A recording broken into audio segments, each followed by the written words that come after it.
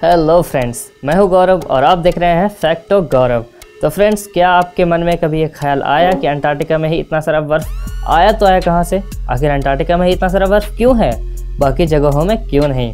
पर बर्फ़ सफ़ेद ही क्यों होता है और आखिर अंटार्कटिका में ऐसा क्या है जो इसे खास बनाता है?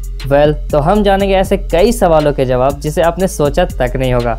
तो वीडियो का अंत तक देखिए और चैनल को सब्सक्राइब करके बेल आइकन दबा दीजिए, क्योंकि हम आपको देते रहेंगे ऐसी ही वीडियोस, तो किसी भी वीडियोस की नोटिफिकेशन आप मिस ना कर पाएँ। अंटार्कटिका में आप जिधर भी नज़र डालोगे एक चमचमाती हुई बर्फ़ की चादर चारों ओर पसरी हुई दिखाई पड़ेगी और साथ में बहुत सारी खूबसूरत जीव भी दिखाई पड़ेगी, जिसे देखकर आपका दिल बाग बाग हो जाएगा।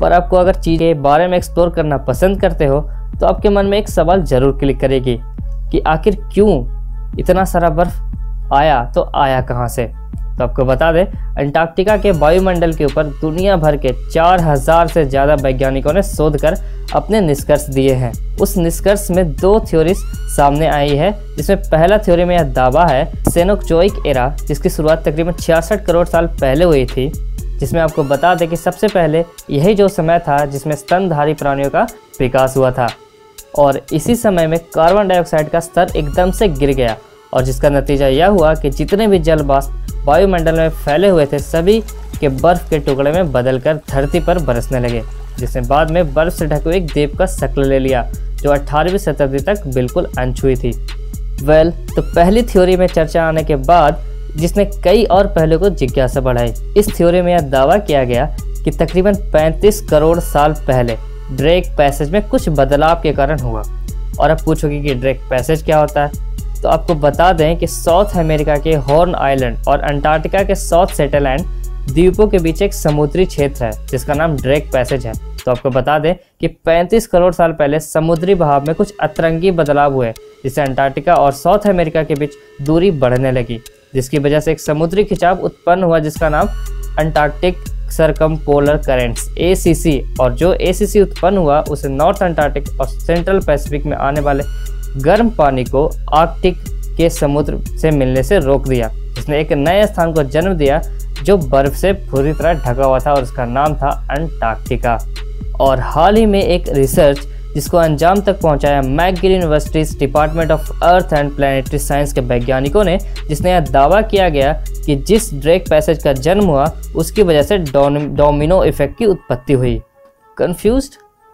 तो हम आपको बता दें कि डोमिनो इफेक्ट का मतलब समझना है तो जाइए फ्लैशबैक में, मतलब आपके बचपन में। तो बचपन में क्या करते थे, बहुत सारे ईंट को एक दूसरे से थोड़े दूरी पर सजा देते थे और सबसे पहले उसे धक्का मारते थे, यानी फोर्स अप्लाई करते थे। तो वह फोर्स एक चेन क्रिएट करते हुए बारी बारी से सभी को गिरा देता था। बचपन की बातें भी कितनी अमेजिंग थी ना।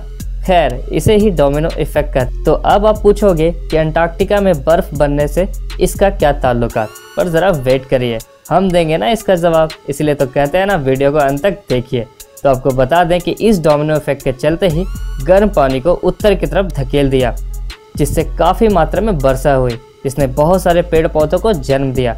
नतीजतन कार्बन डाइऑक्साइड की मात्रा में भारी गिरावट हो गई, जिससे तापमान में भी गिरावट दर्ज हुई और भारी वर्षा से हुई जल जमाव को बर्फ में तब्दील होनी शुरू हो गई।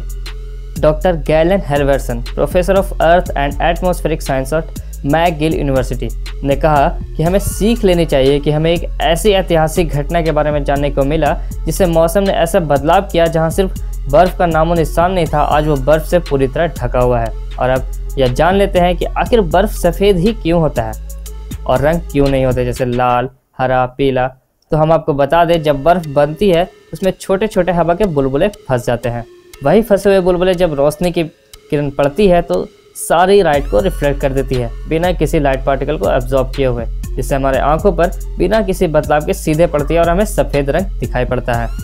तो अगर आपको इस वीडियो में मज़ा आया तो ज़रूर से लाइक और शेयर तो कर ही दीजिए, ताकि मुझे प्रेरणा मिलती रहे ऐसे अच्छी वीडियोस बनाने का। तो अब करते हैं बाय बाय और मिलते हैं नई वीडियो में किसी नए टॉपिक के साथ। तब तक के लिए स्टे होम, स्टे सेफ।